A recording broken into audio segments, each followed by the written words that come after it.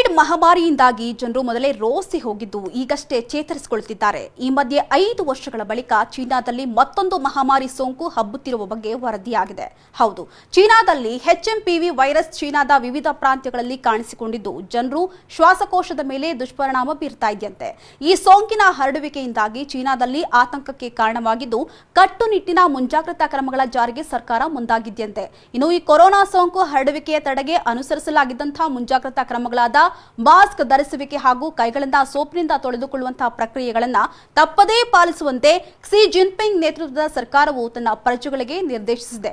ಇನ್ನು HMPV ವೈರಾಣು ಸೋಂಕು ಪ್ರಯೋಗಾಲಯದ ಪರೀಕ್ಷೆಯಲ್ಲಿ ಪತ್ತೆಯಾಗಲು 3 ರಿಂದ 5 ದಿನಗಳು ಬೇಕು. ಸೀನುವುದು ಹಾಗೂ ಕೆಮ್ಮುವ ಮೂಲಕ ಹೊರಬೀಳುವಂತಹ ದ್ರವದ ಮೂಲಕ ಸೋಂಕು ತೀವ್ರವಾಗಿ ಹರಡಲಿದೆಯಂತೆ. ಇನ್ನು ಚಳಿಗಾಲ ಹಾಗೂ ಬೇಸಿಗೆಯಲ್ಲಿ ಈ ಸೋಂಕು ಪ್ರಬಲವಾಗಿರಲಿದೆ ಅಂತ ವಿಜ್ಞಾನಿಗಳು ತಿಳಿಸಿದ್ದು, ಕೆಮ್ಮು, ಜ್ವರ, ಶ್ವಾಸಕೋಶದಲ್ಲಿ ಸಮಸ್ಯೆ, ಸೀನುವಿಕೆ ಲಕ್ಷಣಗಳು ಹೆಚ್ಚಿದ್ರೆ HMPV ಸೋಂಕು ತಗುಲಿರುವ ಸಾಧ್ಯತೆ ಇದೆ ಎನ್ನಲಾಗ್ತಾ ಇದೆ. ಹೀಗಾಗಿ ಮುಂಜಾಗ್ರತಾ ಕ್ರಮಗಳನ್ನು ಅನುಸರಿಸುವಂತೆ ಚೀನಿ ಸರ್ಕಾರವು ಜನರಿಗೆ ಸೂಚನೆಯನ್ನ ನೀಡಿದೆ.